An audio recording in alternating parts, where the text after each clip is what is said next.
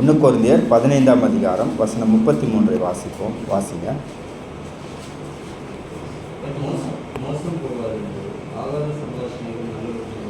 சரி, இந்த நாளிலே கூட நம்முடைய பாடத்தின் தலைப்பு மோசம் போகாதவர்கள், ஆகாத சம்பாஷணைகள் நல்லொழுக்கங்களை கெடுக்கும் சொல்கிறார்.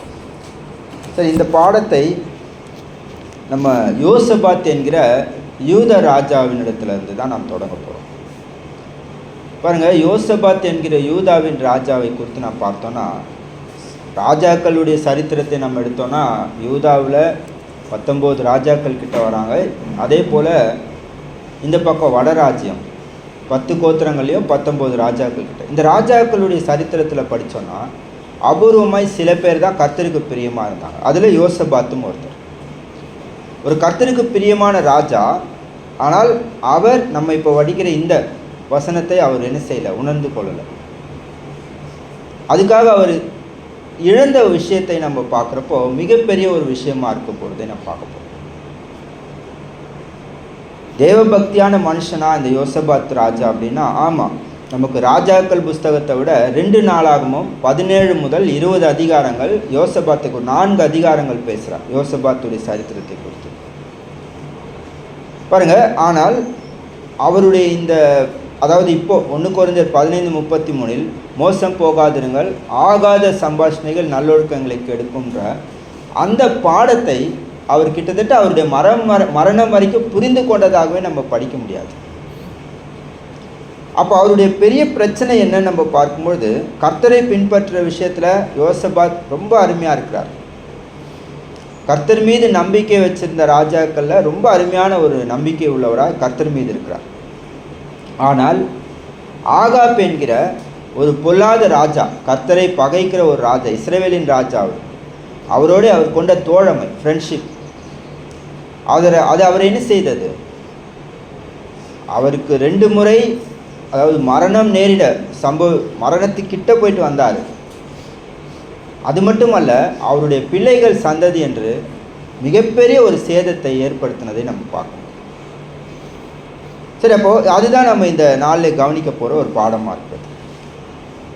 இப்போ கர்த்தருடைய எச்சரிப்பு என்னங்கன்னா, மோசம் போகாதிருங்கள், இந்த ஆகாத சம்பாஷணைகள் நல்லொழுக்கங்களை. ஆகாத சம்பாஷணை அப்படின்போது அப்போ நம்ம என்ன செய்கிறோம், அதுதான் அந்த ஃப்ரெண்ட்ஷிப் கொள்வது. அதை பற்றி தான் நம்ம இந்த நாளில் பார்க்க போகிறோம். இது ஒரு புதிய பாடம் உங்களுக்கு இல்லை தான், ஆனால் இதை அப்பப்போ நம்ம நினைப்பூட்ட வேண்டியது மிக அவசியமாக இருக்கிறதே பார்க்குறோம். ஏன்னா நம்ம எல்லாருமே கர்த்தரை தேடுறவங்களாக இருக்கலாம், கர்த்தருக்கு பிரியமான காரியங்களை செய்கிறவங்களாக இருக்கலாம். கூடவே இந்த தோழமை நம்ம கூடவே இருந்துச்சுன்னா அது என்ன செய்யும், நம்முடைய ஆவிக்குரிய ஜீவியத்தை அதை அழித்து போடக்கூடும் என்பதை நாம் பார்க்கணும். 2 நாளாகவும் 17ஆம் அதிகாரம் 1லேருந்து 6 வசனங்களை நான் வாசிப்போம். நம்ம நிறைய ரீடிங் தான் பண்ண போகிறோம். 2 நாளாகவும் 17 1லேருந்து 6 வசனங்கள். ஆரம்பத்திலேருந்தே யோசபாத் தேவனை மகிமைப்படுத்துகிறவராக இருக்கிறார். 35வது வயதில் ராஜாவாகிறார். ராஜாவானவனே அவருடைய வேலைகள்லாம் எதை பற்றி பாருங்கள், வாசிப்போம் 1லேருந்து 6 வசனம். அவன் ஸ்தானத்திலே அவன் குமாரனாகிய யோசபாத் ராஜாவாகி இஸ்ரவேலுக்கு விரோதமாய் பலப்பட்டான். அவன் யூதாவின் அரணான பட்டணங்களெல்லாம் இராணுவத்தையும் யூத கோத்திரத்திலும் தன் தகப்பனாகிய ஆசா பிடித்த எப்ராயிமின் பட்டணங்களிலும் தானியங்களையும் வைத்தான். கர்த்தர் யோசபாத்தோடு இருந்தார். அவன் பாகால்களை தேடாமல் தன் தகப்பனாகிய தாவீது முன்னாட்களில் நடந்த வழியிலே நடந்து தன் தகப்பனுடைய தேவனை தேடி இஸ்ரவேலுடைய செய்கையின்படி நடவாமல் அவருடைய கற்பனைகளின்படி நடந்து கொண்டான். ஆகையால் கர்த்தர் அவன் கையில் ராஜ்யபாரத்தை திடப்படுத்தினார். யூத கோத்திரத்தார் எல்லாரும் யோசபாத்துக்கு காணிக்கைகளை கொண்டு வந்தார்கள். அவனுக்கு ஐஸ்வர்யமும் கனமும் மிகுதியாக இருந்தது. கர்த்தருடைய வழியிலே அவன் இருதயம் உற்சாகம் கொண்டது. அவன் மேடைகளையும் விக்கிரக தோப்புகளையும் யூதாவை விட்டு அகற்றினான். ஆட்சிக்கு வந்ததிலிருந்தே அவருடைய வேலை எதை பற்றியே இருக்கிறது, கர்த்தரை பிரியப்படுத்துறதுலே இருக்கு. அப்போ வந்தவுடனே அவர் தன்னை என்ன செய்கிறார், இப்போ கர்த்தரை தேடும்படியாக அவர் பிரயாசப்பட்டதை நான் பார்ப்போம். 1லேருந்து 4 வசனங்கள். 5வது வசனத்தில் கர்த்தர் செய்த நன்மையை நம்ம பார்க்குறோம். அவர் ராஜபாரத்தை திடப்படுத்தினார். அப்புறம் யூத கோத்திரத்தில் எல்லாரும் யோசபாத்து காணிக்கைகளை கொண்டு வந்தாங்க. அவருக்கு ஐஸ்வர்யம் கனம் மிகுதியாக இருந்ததுன்றார். சரி, ஐஸ்வர்யம் கனம் மிகுதியாக இருந்த உடனே கர்த்தரை விட்டு விலக இன்னும் அதிகமாக 6வது வசனத்தில் படிக்கிறோம். கர்த்தருடைய வழியில் அவன் இருதயம் உற்சாகம் கொண்டது. அவன் மேடைகளையும் விக்கிரக தோப்புகளையும் யூதாவை விட்டு அகற்றி இன்னும் கர்த்தரை தேடுகிறார். அப்போ கர்த்தருடைய வழியில் அவருடைய இருதயம் உற்சாகம் கொண்டது. அப்போ 10லேருந்து 7வது வசனத்துலேருந்து நம்ம 9வது வசனம் வரைக்கும் வாசித்தோன்னா, அப்போது அவர் மட்டும் நான் சுத்தமான மார்க்கத்தில் இருக்கிற தேவனை நான் சுத்தமாய் தேடுகிறேன் என்று அவர் இல்லாமல் அங்கே இஸ்ரவேலரையும் தேடும்படி அவர் உற்சாகப்படுத்துறதை பார்ப்போம். வாசிப்போம் 7 முதல் 9. அவன் அரசாண்ட 3ஆம் வருஷத்தில் யூதாவின் பட்டணங்களிலே உபதேசம் பண்ணும்படிக்கு அவன் தன் பிரபுக்களாகிய பென்னாயியலையும் ஒபதியாவையும் சகரியாவையும் நெதனியலையும் மிகாவையாவையும் இவர்களோடு கூட செமையா நெதனியா செபதியா ஆசெகேல் செமிரமோத் யோனத்தான் அதோனியா தொபியா தோபத்தோனியா என்னும் லேவியரையும் இவர்களோடு கூட ஆசாரியரான எலிஷாமாவையும் யோராமையும் அனுப்பினான். இவர்கள் யூதாவிலே உபதேசித்து கர்த்தருடைய வேத புஸ்தகத்தை வைத்து கொண்டு யூதாவின் பட்டணங்களிலெல்லாம் திரிந்து ஜனங்களுக்கு போதித்தார்கள். 7 முதல் 9 இவர் அடுத்தது என்ன செய்கிறார்? இன்னும் அதிகமாய் கர்த்தரை ஜனங்கள் தேடும்படிக்கு அவர்களை வழி நடத்துகிறார். 10 பாருங்கள், கர்த்தர் இதுக்கும் பலன் அளிக்கிறார் அவருக்கு. வாசிப்போம். யூதாவை சுற்றி இருக்கிற தேசங்களுடைய ராஜ்யங்கள் மேலெல்லாம் கர்த்தரால் உண்டான பயங்கரம் வந்ததினால் யோசபாத்தோடு யுத்தம் பண்ணாதிருந்தார்கள். ஏற்கனவே 5வது வசனத்தில் ஆசீர்வதித்தார் கர்த்தர்.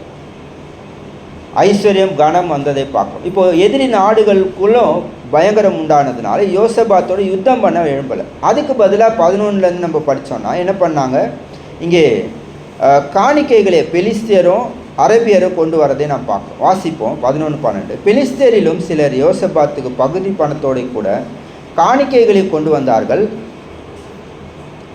அரபியரும் அவனுக்கு 7700 ஆட்டுக்கடாக்களையும் 7700 வெள்ளாட்டு கடாக்களை கொண்டு வந்தார்கள். இப்படி யோசபாத் வர வர மிகவும் பெரியவனாகி யூதாவிலே மேடைகளையும் ரஸ்துக்களையும் வைக்கும் பட்டணங்களை கட்டினான். சரி, அப்போ எப்படி இருந்தாலும் பாருங்கள், அவர் ஆட்சியின் ஆரம்பத்திலேருந்தே இந்த 17ஆம் அதிகாரம் முழுக்க அவர் கர்த்தரை தேடினதே நம்ம பார்க்கணும். சரி, 18ஆம் அதிகாரத்துக்கு வரும்போது தான் அவருடைய பிரச்சனையை நம்ம பார்க்கணும். 1-3 வசனத்தை வாசிங்க. 2 நாளாகும் 18, 1-3 வசனங்கள். அவன் ஆகாபோடு சம்பந்தம் சில வருஷங்கள் சென்றதற்கு சமாரியில் இருக்கிற ஆகாபத்திற்கு போனான். அப்போது ஆகாப் அவனுக்கும் அவனுடைய ஜனத்திற்கும் அநேகம் ஆடு மாடுகளை அனுப்பித்து இலக்கில் உள்ள ராமத்திற்கு வரும்படி அவனை ஏவினான். எப்படி எனில் இஸ்ரவேல் ராஜாவாகிய ஆகாப் யூதாவின் ராஜாவாகிய யோசபாத்தை நோக்கி, கீழத்தில் உள்ள ராமத்துக்கு என்னோட வருகிறார் என்று கேட்டதற்கு அவன், நான் தான், நீர் என்னுடைய ஜனங்கள் உங்களுடைய ஜனங்கள் முடிவுடைய யுத்தத்துக்கு வருகிறேன் என்றான். பாருங்க 1-3 வசனங்களில் பார்க்கும்பொழுது ஃபஸ்ட்டு அவருடைய பிரச்சனை என்னன்றதை இங்கே சொல்கிறாரு. ஆகாப்போட சம்பந்தம் கலந்துன்னு சொல்கிறார். முன்னாடி நம்ம வாசிப்போம். ஆகாப்புடைய மகள் அத்தாலியாலை யோசபாத்துடைய மகன் யோராமுக்கு திருமணம் பண்ணி வைக்கிறார். அப்போ சம்மந்தி ஆயிட்டார்.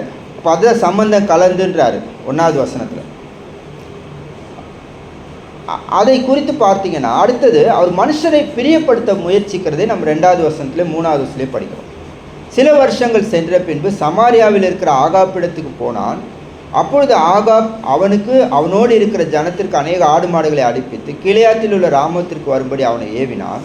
எப்படி எனில் இஸ்ரவேலின் ராஜாவாகிய ஆகாப் யூதாவின் ராஜாவாகிய யோசபாத்தை நோக்கி, கீலேயாத்தில் உள்ள ராமத்துக்கு என்னோட வருகிறீரா என்று கேட்டதற்கு அவன், நான் தான் நீர், என்னுடைய ஜனங்கள் உம்முடைய ஜனங்கள், உம்முடைய கூட யுத்தத்திற்கு வருகிறேன் என்றான்.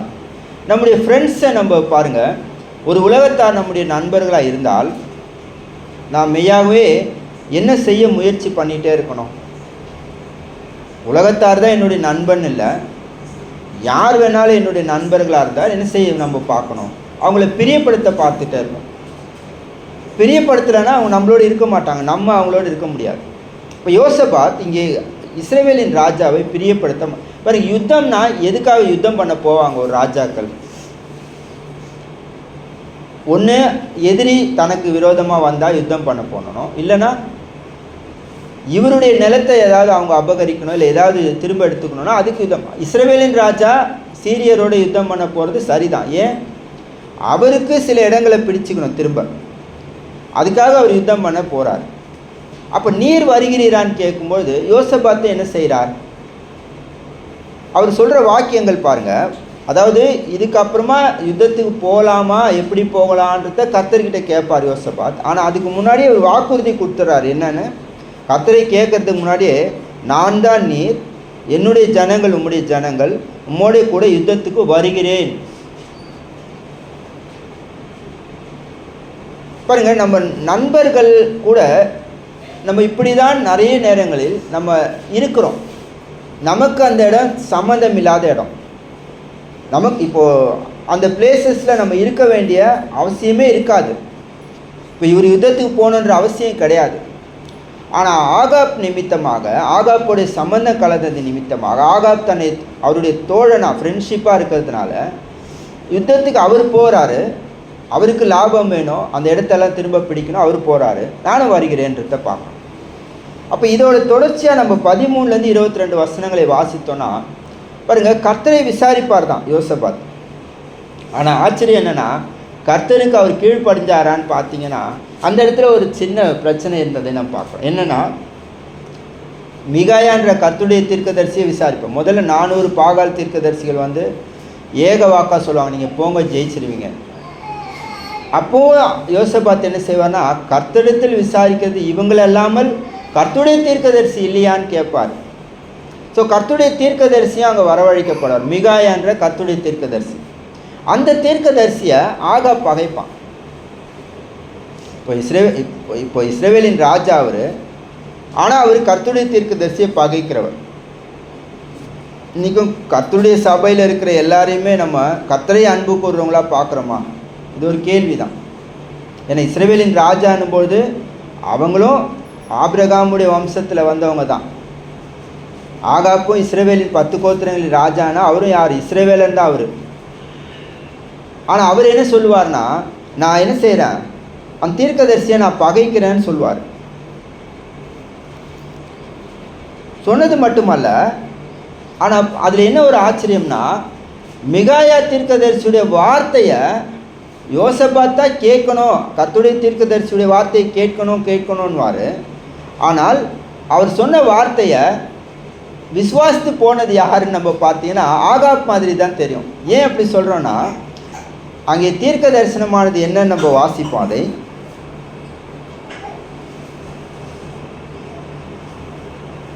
16வது வசனத்தை மட்டும் படிங்க. 18-16 2 நாளாகவும் 18. அப்பொழுது அவன், இஸ்ரவேலர் எல்லாரும் மேய்ப்பெண் இல்லாத ஆடுகளைப் போல மலைகளில் சிதறப்பட்டதை கண்டேன். அப்பொழுது கர்த்தர், இவர்களுக்கு எஜமான் இல்லை, அவரவர் தம் தம் வீட்டிற்கு சமாதானத்தோடு திரும்ப கடவுள் என்றான் என்று சொன்னான் என்றார். இதை உடனே ஆகாப் பிடிச்சிட்டார். பாரு என்னை பற்றி தீமையாக தான் இவன் சொல்லுவான்னு சொன்னனே அப்படின்னு உடனே பாருங்கள். அப்போ என்ன தீமை இங்கே?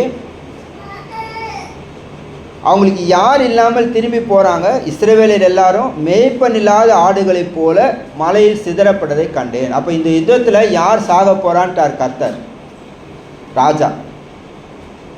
அப்போது இதை கேட்ட பிறகு ஆகாப் என்ன பண்ணுவார், நான் வேஷம் மாறி சாதாரண ஒருத்தரை போல வரேன், ஆனால் நீரோ ராஜ வஸ்திரம் தரித்து என்ன செய், ராஜாவை போல போன்வார். இப்போ இந்த இடத்துல பாருங்கள் என்னாச்சு. இன்னைக்கு நண்பர்களோடு நம்ம இருக்கிறது, நண்பர்கள் சொல்லும்போது நான் நண்பர்கள்னு வாலிப பிள்ளைகளை மட்டும் சொல்கிறேன்னு நினச்சிக்காதீங்க. வேலை செய்கிறதுல சகோதரிகளுக்கு ஃப்ரெண்ட்ஸ் இருக்கிறாங்களா? எந்த வயதுலேயும் என்ன செய்வாங்க, அவங்களுக்கு ஏற்ற மாதிரி சில ஃப்ரெண்ட்ஸ் சேர்ந்துப்பாங்க.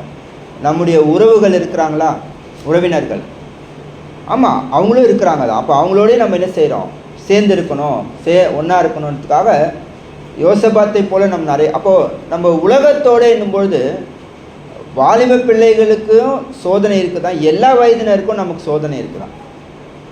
அப்போ இந்த பாடமானது நம்ம பேசும்போது ஒருவேளை வாலிபர்கள் பேசுகிறதுனால வாலிப பிள்ளைகளுக்காக மட்டும்தான்.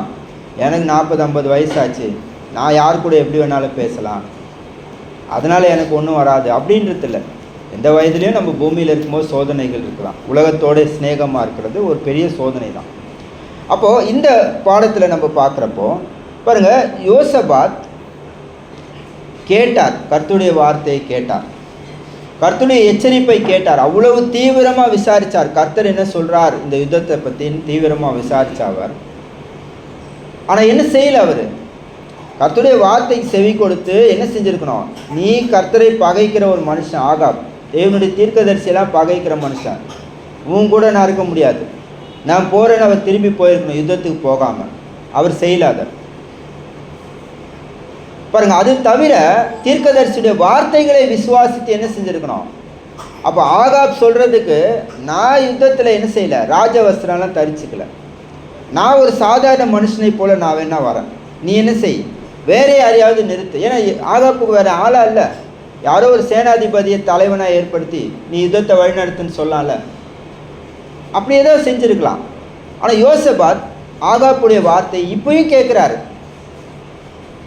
என்னன்னு கேட்குறாரு, இந்த வார்த்தைகளெல்லாம் யோசபாத்துடைய முடிவில், ஆகாப்புடைய முடிவு. நான் சாதாரணவனை போல் நான் என்ன செய்கிறேன், வேஷம் மாறிக்கிறேன், நீ ராஜவஸ்திரம் தரிச்சிக்கன்றார். இப்படி யுத்தத்துக்கு போனாங்க.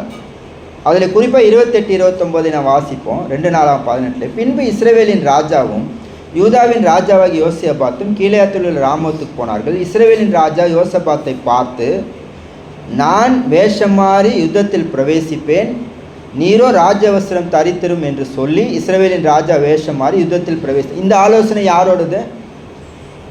இப்போ ஃப்ரெண்ட்ஷிப்னா இதானே, அவன் சொல்கிறதுக்கெல்லாம் கேட்டு அந்த பெண் சொல்கிறதுக்கெல்லாம் சரி சரி சரின்னு போனால் தான் என்னவாக இருக்கும், தொடர்ந்து அவங்க நம்மளோட இருப்பாங்க. அவங்க சொல்கிறது எது நல்லது கெட்டதுன்னு நம்ம யோசித்து நம்மளுடைய முடிவை எடுத்துகிட்டு இருந்தோன்னா என்ன ஆகும், ஃப்ரெண்ட்ஷிப் ஸ்பாயில் ஆகிடும். ஸோ நம்ம என்ன செய்வோம், அப்போது இந்த கருத்தை சொன்னது ஆகாப், இந்த கருத்துக்கு செவி கொடுத்தது யோசபாத். கர்த்தருடைய வார்த்தையை எந்த அளவுக்கு அவர் பின்னிக்கு தள்ளிட்டா இருப்பாருங்க. இதுதான் சம்பவிக்குது. லூக்கா 16-13 வாசிக்கும்பொழுது, நாம் எப்பொழுதெல்லாம் உலக பொருளாக இருக்கட்டும், உலகத்தாராக இருக்கட்டும், நாம் அவங்களை அன்பு கூறுறோமோ அதோட விளைவு என்ன ஆகும்னா கர்த்தரை அசட்டை பண்ணுகிறோம் என்று படிக்கிறோம். அப்போ இங்கே யோசபாத் கர்த்தருடைய வார்த்தைகளை கேட்டது போதுமா, அல்லது கர்த்தருடைய வார்த்தைக்கு செவி கொடுத்து நடப்பது போதுமா? நம்ம எல்லாருக்கும் தெரியும், கர்த்தருடைய வார்த்தைக்கு செவி கொடுத்து நடப்பது தான் சரி, அதுதான் நல்லதாக இருக்கும். ஆனால் இவர் கேட்டார், ஆகாப்புக்கு செவி கொடுக்குறாரு. இந்த யுத்தத்தில் அவங்க யுத்தம் பண்ண போயிட்டாங்க. என்ன ஆச்சுன்னு பார்த்தீங்கன்னா, சீரியர்கள் அவங்களுடைய ஆட்களுக்கு என்ன கட்டளையிட்டு இருந்தாங்கன்னா, நீங்கள் சாதாரண ஜனங்களை கொல்றதெல்லாம் முக்கியம் இல்லை, நீங்கள் ராஜாவை டார்கெட் பண்ணுங்கள், ராஜாவை தான் நீங்கள் போய் கொல்லணும்னு சொல்லி அனுப்பியிருந்தார். ஆனால் என்னாச்சு, அவங்க ராஜாவை நெருங்கி வரப்போ அங்கே இருக்கிறது யோசபாத். இப்போ யோசபாத்துக்கு என்ன விலை நேர்ந்தது? 2 நம்ம ரீடிங்கில் வாசித்தோம் 2வது வசனத்தில் அடி விழ நேர்ந்தது. அந்த அடி யார் கொடுக்கறது? சீரியரா, வேறு யாராவதா? கர்த்தர் தான் அடிக்கிறார் அவரை. அடி விழ நேர்ந்தது. ஆனால் அந்த நேரத்தில் யோசபாத் என்ன செய்கிறாரு, கூக்குரல் இட்டார். கூக்குரல் இட்ட உடனே கர்த்தர் அவர் மீது அனுசரணையாக இருக்கிறார். அனுசரணையாக இருந்ததுனால என்ன செஞ்சார், சீரியரை விலக செய்கிறார். அப்போ அவங்க அப்படி விலகி போனோடனே ஆகாப்பை எப்படி இந்த யுத்தத்தில் கொண்டு போட்டால், நம்முடைய பாடம் யோசபாத்துன்றதுனால யோசபாத் என்ன செய்ய வேண்டியதாக இருந்தது, இந்த யுத்தத்தில் பிழைச்சார். பாருங்கள் 31 மட்டும் நம்ம படிப்போம். 2-18-31. ஆதலால் ரதங்களின் தலைவர் யோசபாத்தை காண்கையில், இவன்தான் இஸ்ரவேலின் ராஜா என்று சொல்லி யுத்தம் பண்ண அவனை சூழ்ந்து கொண்டார்கள். அப்பொழுது யோசபாத் கூக்குரலிட்டான். கர்த்தர் அவனுக்கு அனுசரணையாக இருந்தார். அவர்கள் அவனை விட்டு விலகும்படி தேவன் செய்தார். அப்போ அடுத்தது தான் என்ன செய்கிறாங்க, இவன் ராஜா இல்லைன்னு விலகி போயிட்டாங்க. அப்போ 2வது வசனத்தை படிக்கிறோம். 2-19. அப்பொழுது அனானியின் குமாரனாகிய எகு என்னும் ஞானதிஷ்டிக்காரன் புறப்பட்டு அவனை சந்தித்து ராஜாவாகிய யோசபாத்தை நோக்கி, துன்மார்க்கனுக்கு துணை நின்று கர்த்தரை பகைக்கிறவர்களை நீர் சிநேகிக்கலாமா? இது நிமித்தம் கர்த்தருடைய கடும் கோபம் உன்மேல் வர இருந்தது. ஏன் கர்த்தர் விடுதலை செய்தார் யோசபாத்தை பாருங்கள். 3வது வசனம். ஆகிலும் நீர் விக்கிரகத்தோப்புகளை தேசத்தை விட்டு அகற்றி தேவனை தேட உம்முடைய இருதயத்தை நோக்கின விஷயத்தில் நன்மையான காரியங்கள் உம்மிடத்திலே காணப்பட்டது உண்டு என்றான். அப்போ பாருங்க, இந்த நன்மைகளை நிமித்தமாக கர்த்தர் என்ன செய்திருக்கார், இந்த விசை யோசபாத்தை தப்புவித்திருக்கிறார்.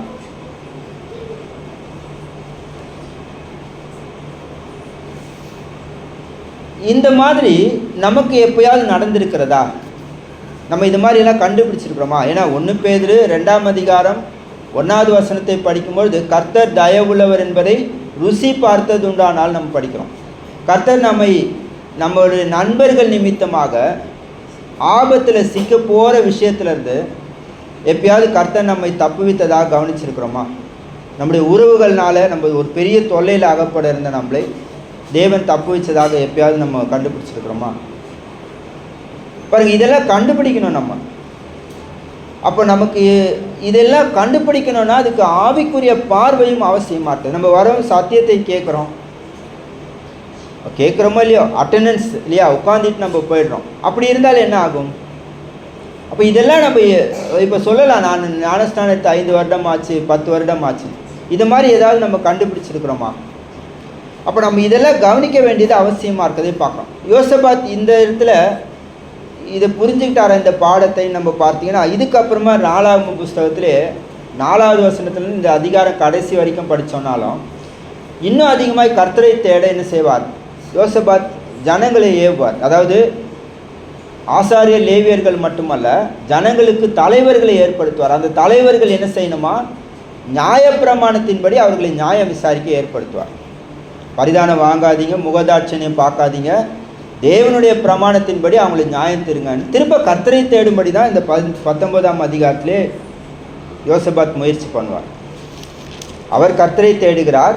தொடர்ந்து ஜனங்கள் தேவனுடைய நியாயப்பிரமாணத்தின்படி நியாயம் விசாரிக்கப்படணும் அப்படின்றதுக்காக நிறைய பேரை அங்கே ஏற்படுத்துவார். இதை நம்ம அந்த அதிகாரத்தில் படிக்கிறோம்.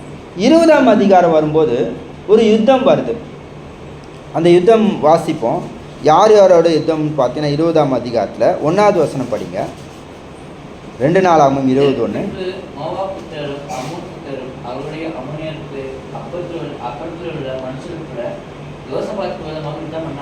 ஆமாம், அப்போ 3 வகையான கூட்டத்தை சொல்கிறார். பெரிய சேனை அது. மோவாபியர், அம்மோனியர், அப்புறம் அங்கே அப்புறத்து மனுஷர் என்று சொல்கிறார். அவங்கள சேயிர் மலை குடிகள்னு கூட வசனம் 23வது வசனத்தில் சொல்வார். அந்த அப்புறத்து மனுஷர் போது சேயிர் குடிகள்ன்றார். இந்த 3 கூட்டமும் சேர்ந்து யுத்தம் பண்ண வராங்க யோசபாத்துக்கு. ரொம்ப வழக்கமாக என்ன செய்யலாம்? யோசபாத், ஆகாப் நம்ம ஃப்ரெண்டு, நம்ம போய் அவனை கூப்பிடலாம் யுத்தத்துக்கு, இப்போ நம்ம ஒரு டீம், அப்புறம் இப்படின்னு மனுஷரை சார்ந்து இருந்திருக்கலாம் யோசபாத். இதான் வழக்கமாக செய்கிற விஷயங்கள். ஆனால் யோசபாத் இந்த காரியத்தில், இந்த யுத்தத்தில் என்ன செய்யல?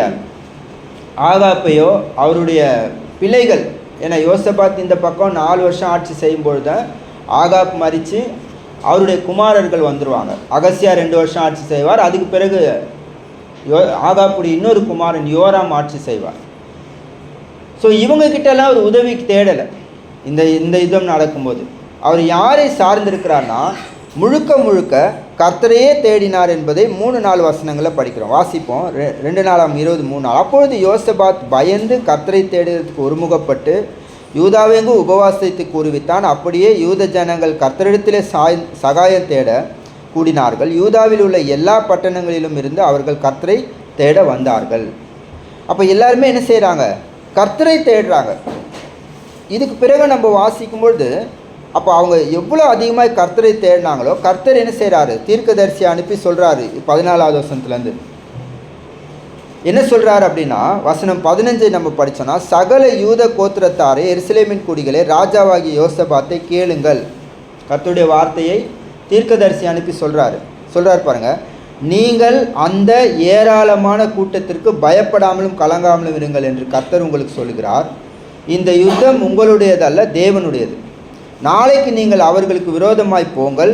இதோ அவர்கள் சிஸ் என்னும் மேடு வழியாய் வருகிறார்கள். நீங்கள் அவர்களை எருவேல் வனாந்திரத்துக்கு எதிரான பள்ளத்தாக்கின் கடையாந்திரத்திலே கண்டு சந்திப்பீர்கள். இந்த யுத்தத்தை பண்ணுகிறவர்கள் நீங்கள் அல்ல, யூத மனுஷரே, எருசலேமின் ஜனங்களே, நீங்கள் தரித்து நின்று கர்த்தர் உங்களுக்கு செய்யும் ரட்சிப்பை பாருங்கள். பயப்படாமலும் கலங்காமலும் இருங்கள். நாளைக்கு அவர்களுக்கு எதிராக புறப்படுங்கள். கர்த்தர் உங்களோடு இருக்கிறார் என்றான். அருமையான ஒரு வாக்குத்தத்தம் இல்லையா இது? நீங்கள் போய் நில்லுங்க. என்ன பண்ணோம்? யுத்தத்துக்கு உண்டான வஸ்திரம் எல்லாம் தரிச்சிட்டு போய் நில்லுங்க. யுத்தம் யாருடையது?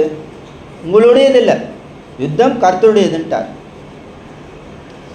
இப்போ பாருங்கள், அந்த யுத்தத்தில் போய் நிற்கிறாங்க. அங்கே என்ன செய்திருக்கிறாருன்னு கீழே வசனம் 18 நம்ம படித்தோன்னா, இந்த அம்மோன் மோவா புத்திரர் இவர்கள் 2 பேரும் சேர்ந்து சேயீர் மலை தேசத்தாரை வெட்டி கொண்டு போடுறாங்க. அவங்களுக்குள்ளே தேவன் கலகத்தை ஏற்படுத்துகிறார். அவங்கள வெட்டி கொண்டு போடுறார். அதுக்கப்புறமா என்ன செய்கிறாங்கன்னா இந்த மோவாப் அம்மோன் புத்திரார் அவங்களுக்குள்ளேயே சண்டை போட்டுட்டு அவங்களுக்குள்ளே விரோதத்தை எழுப்புறாரு. அவங்களுக்குள்ளேயே அவங்க சண்டை என்ன செய்கிறாங்க கலந்து 2 பேருமே வெட்டி செத்துட்டு போகிறாங்க. அப்போ ஜனங்களுடைய வேலை என்ன? யூத ஜனங்களுடைய வேலை யுத்த வஸ்திரங்களெல்லாம் தரித்து வேடிக்கை பார்க்குறாங்க. எல்லாம் செத்து போயிட்டாங்க, யுத்தம்லாம் முடிஞ்சிருச்சு. இப்போ இவங்க என்ன பண்ணுறாங்க? 3 நாள் கொள்ளையிடுறாங்க அவங்களுடைய ஆஸ்தி எல்லாத்தையும். அந்த யுத்த மனுஷருடைய வஸ்திரத்துலேருந்து அவங்களுடைய பொருட்கள்லேருந்து எல்லாத்தையும் உரித்து எடுத்துகிட்டு வரத்துக்கு 3 நாள் அவங்க கொள்ளையிட்டு வராங்க. வந்த பிறகு கர்த்தரை மகிமைப்படுத்துகிறாங்க. தேவாலயத்துக்கு போய் காணிக்கைகள் பலிகள் எல்லாம் செலுத்தி யோசபாத்தும் ஜனங்களும் கர்த்தரை துதித்து என்ன செய்கிறாங்க? மகிமைப்படுத்துகிறாங்க. அப்போ இந்த யுத்தத்தில் கர்த்தர் அவங்களுக்கு செய்த இது மாதிரி யோசபாத்துடைய சரித்திரம் முழுக்க நம்ம படித்தோன்னா கர்த்தரை தேடுறது தான் இருக்குது. ஆனால் நம்ம வாசித்த ஒரே ஒரு தவறு அவருடையது என்னது? அவர் ஆகாப்போடு சம்பந்தம் கலந்து ஆகாப்போடு யுத்தம் செய்த ஒரு விஷயம். சரி, அப்போ என்ன செய்திருக்கிறார்?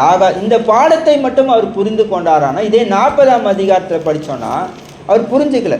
இது 20ஆம் அதிகாரத்தில் நான் படித்தோன்னா புரிஞ்சுக்கல. ஏன்னா ஆகாப்புடைய குமாரனோடு தோழமை வச்சு என்ன செய்கிறார் பாருங்கள். 35லேருந்து நம்ம படிப்போம்.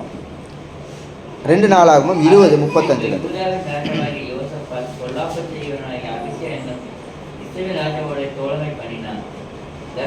போகும்படி கப்பல்களை செய்ய அவனுக்குள்ள கூட்டிக் கொண்டான்.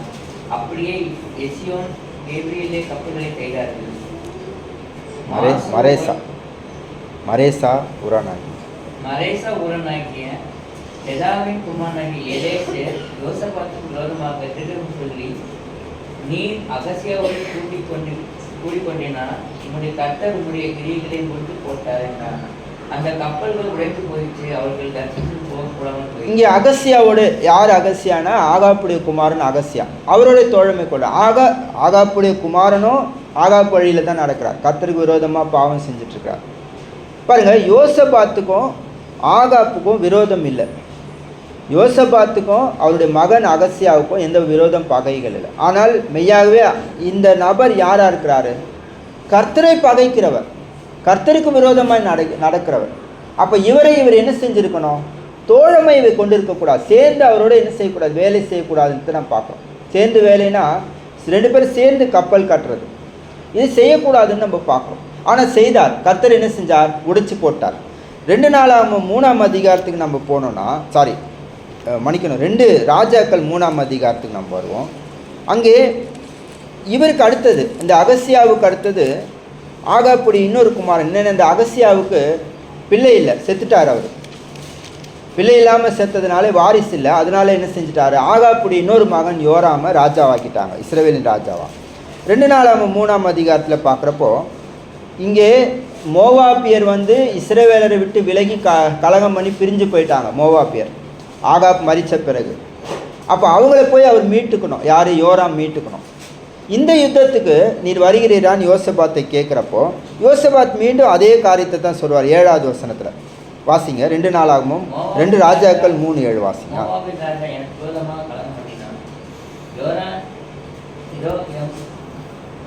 மோவாபியர் மேல் யுத்தம் பண்ண என்னுடைய வருகிறார் என்று யூதாவின் ராஜாவாகி யோசபாத்தை கேட்டன் பிறகு அவன், நான் வருகிறேன், நான் தான் நீ என்னுடைய ஜனங்கள் உங்களுடைய ஜனங்கள் என்று என்னுடைய குதிரைகள் உங்களுடைய குதிரைகள் என்றான்.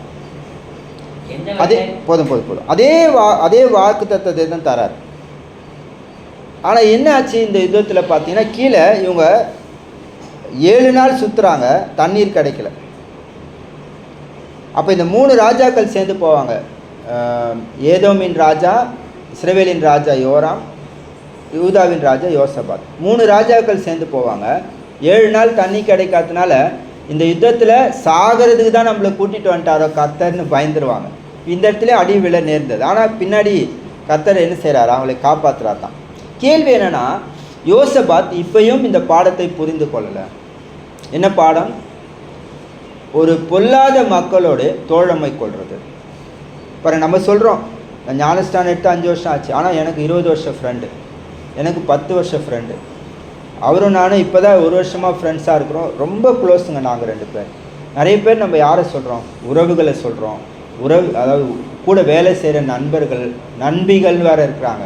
நம்ம ஒரு ஆண் ஒரு பெண்ணோட ஃப்ரெண்ட்ஷிப்பாக இருக்கிறத அதை ஒரு ஃப்ரெண்ட்ஷிப்னு நம்ம பேசுகிறது ஒரு நல்லதில்லை. ஏன்னா அதுவே ஒரு அதாவது எப்படி இருக்குது, அது வந்து கர்த்தர் வந்து அந்த மாதிரி நமக்கு எக்ஸாம்பிளும் கொடுக்கல.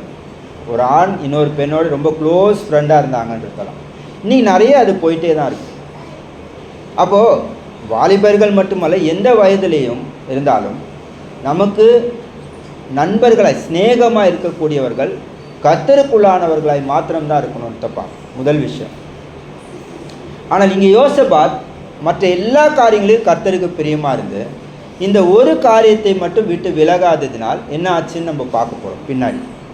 அப்போ இது வரைக்கும் அவர் எந்த பாடத்தை கற்றுக்கொள்ள, மோசம் போகாதிருங்கள், ஆகாத சம்பாஷணைகள் நல்லொழுக்கங்களை கெடுக்கும்ன்ற பாடத்தை அவர் இன்னும் கற்றுக்கல. அப்போ என்ன ஆச்சு பாருங்கள், யாக்கோபு 4:4 நான் வாசிப்போமானால், விபச்சாரிகளே, உலக சிநேகம் தேவனுக்கு விரோதமான பகை என்று அறியீர்களா? ஆகையால் உலகத்துக்கு சிநேகிதனாக இருக்க விரும்புகிறவன் தேவனுக்கு பகைஞ்சனாக இருக்கிறான்றார். அப்போ நமக்கு தேவன் பகைஞ்சராக இருந்தார்னா நாம் அவர்கிட்ட என்ன பெற்றுக்கொள்ள முடியும்? இப்போ யோசபாத் ஆகாப்போட தோழமை கொண்டு யுத்தத்துக்கு போனார். அப்போ தேவனை அவர் அன்பு கூர்ந்து தான் இந்த யுத்தத்துக்கு போனாரா? நண்பனுக்கு எவ்வளோ செவி கொடுத்தார்? மிக பசங்க சொல்கிறது மாதிரி தானே அது இருக்குது.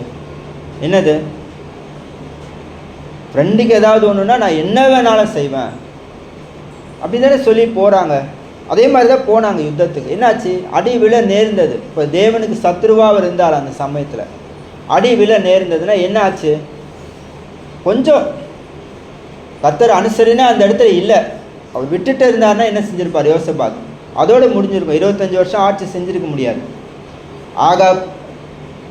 ஆகாப்புடைய 22வது வருஷம்னா யோசபாத்துடைய 4வது வருஷம், 2 பேரும் செத்து போயிருப்பாங்க.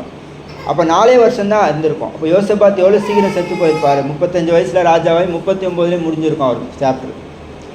ஆனால் பாருங்கள், அதுக்கு பிறகும் அவர் கற்றுக்கொள்ளலை. அதான் பிரச்சனை இல்லையா? அதுக்கு பிறகும் பாருங்கள், அவருடைய குமாரனோட போய் என்ன செய்கிறாரு? இப்போ தங்கம் வேணும். ஏன்னா பொதுவாக அவங்க தர்சூஸ் கப்பல்களை செய்கிறதெல்லாம் எதுக்கு? ஓப்பேரின் தங்கத்தை வாங்குறதுக்கு கொள்றதுக்கு தான். இதுக்கு நம்ம ஒரு கப்பல் கட்டலான்றாங்க. இப்போ இது கூட என்னாச்சு? ஒரு பிஸ்னஸ் பண்ணுறது தானே இதெல்லாம். நம்ம பொல்லாதவன் தெரியுது, அவர் விக்கிரகாராதனை பண்ணுறவர் அல்லது தேவனுக்கு விரோதமான காரியங்களை செய்கிறவர், அவர் கூட நம்ம தோழமை வச்சு ஒரு பிஸ்னஸ் ஸ்டார்ட் பண்ணால் என்ன ஆகும்? வேலை செய்கிற இடத்துல நம்ம ஒருத்தர் கூட வேலை செய்கிறோம், அது வேறு விஷயம். பாருங்கள், 1 யோவான் 2ஆம் அதிகாரம் 15-17 வசனங்களை வாசிக்கும் போது, உலகத்திலும் உலகத்தில் உள்ளவைகளிலும் அன்பு கூறாதிருங்கள்ன்றார். ஒருவன் உலகத்தில் அன்பு கூர்ந்தால் அவனிடத்தில் பிதாவின் அன்பு இல்லைன்றார். அப்போ நம்ம உலகத்திலும் உலகத்தில் உள்ளவைகளிலும் போது இப்படி போய் இவரு கூட போய் தான் இந்த மாதிரி பொருட்களை சம்பாதிக்கணுமா? பாருங்க, அப்போ உலகமும் அது நிச்சயம் ஒழிந்து போகுன்றார். அப்போ நம்ம உலகத்தில் இருந்தானா என்ன செய்வோம்? ஞாயிற்றுக்கிழமை கூட நம்மளுக்கு வேலை கொடுப்பாங்க உலகத்தார். இந்த வேலை பண்ணலாம், அதை பண்ணலாம், இதை பண்ணால் இவ்வளோ லாபம் இருக்குது, வாங்க இந்த அன்னைக்கு தான் நிறைய இந்த மாதிரி நிறைய வேலைகள் கொடுக்குறதை பார்க்க. அப்போது நம்ம என்ன செய்ய வேண்டியதாக இருக்கிறது? யோசபாத் ஆகாப்பையோடு நிறுத்தலை அந்த அவருடைய தோழமை கொள்றதை. அவருடைய அடுத்த பிள்ளைகளோடையும் அவர் தோழமை கொண்டு யுத்தத்துக்கு போனதை நாம் பார்க்குறோம். அப்போ இப்படி அடுத்தடுத்து அது என்ன செய்யுது? இப்போது தாவீதுக்கு ஈராம் ஃப்ரெண்டுனா சாலமோனுக்கும் ஈராம் என்ன செய்தார்? சேர்ந்து நிறைய காரியங்களே செய்தார். அது நன்மையான விஷயங்களே நம்ம பொறுத்துறோம். சாலமோன் தேவாலயத்தை கட்ட வேலையாட்கள், மரங்கள் இதெல்லாம் கொடுத்துருக்குறாரு.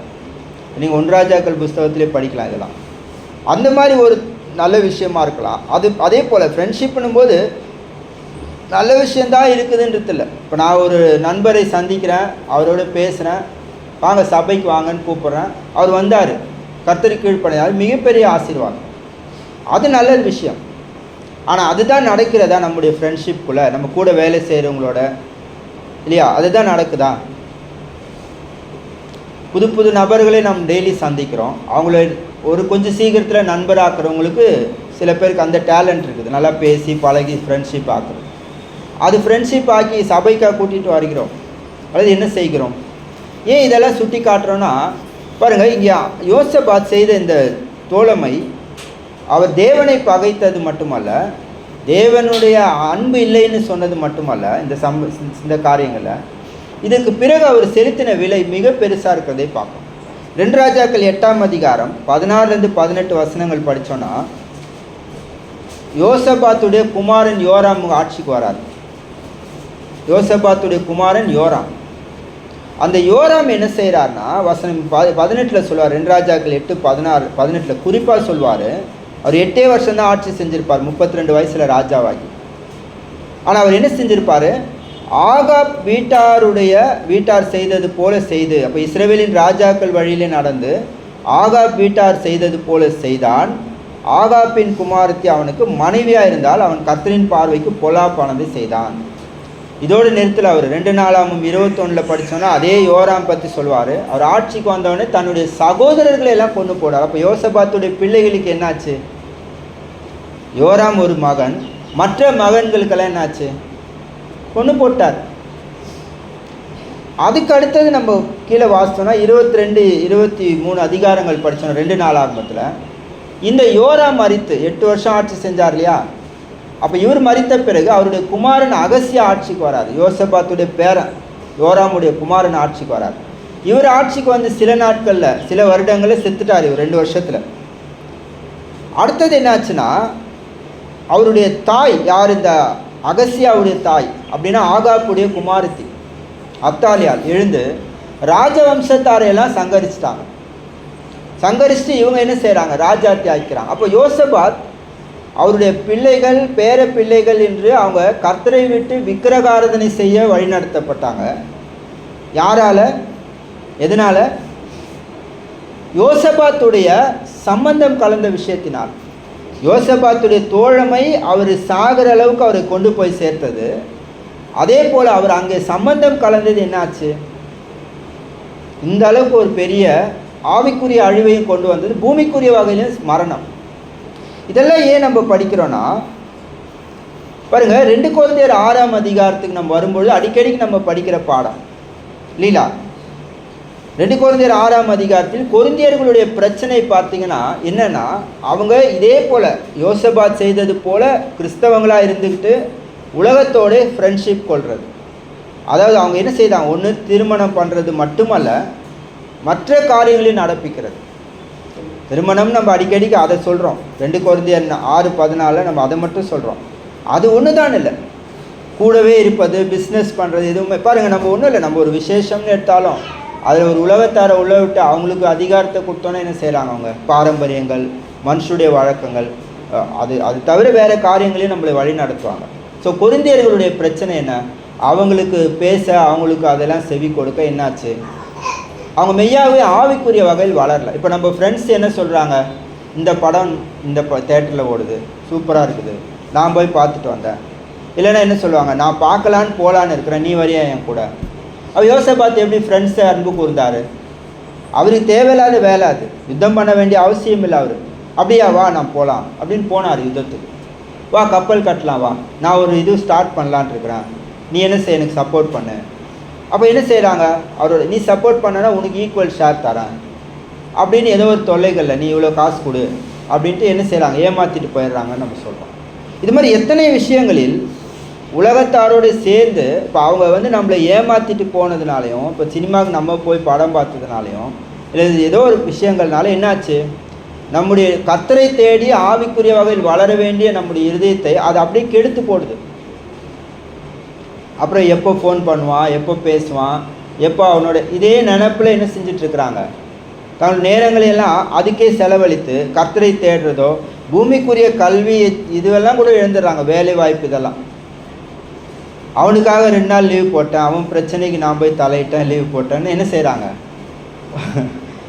சமீபத்தில் கூட பார்த்தீங்கன்னா ஒரு ஃபோன் கால் வந்தது.